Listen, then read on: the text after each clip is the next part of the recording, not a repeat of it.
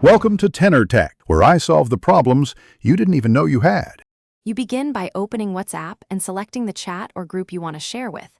This is important because only that recipient sees your live location.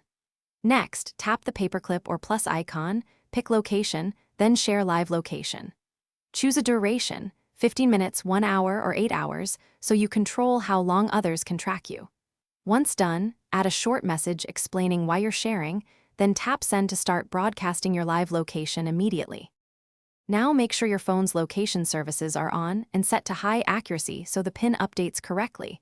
Otherwise, the location will lag or freeze. Go into System Settings, enable Location, and give WhatsApp permission to access location while using the app or always, depending on your needs. Once granted, return to the chat and you'll see a moving pin and a countdown for time left. If the pin looks static, try toggling location off and on to force a refresh. To finish, open the chat where you shared live location and tap Stop Sharing. That immediately ends the broadcast.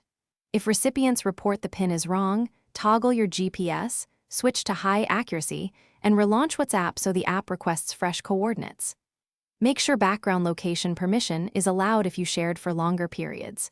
If problems persist, reboot your phone and update WhatsApp. Updates often fix bugs. One quick troubleshooting tip.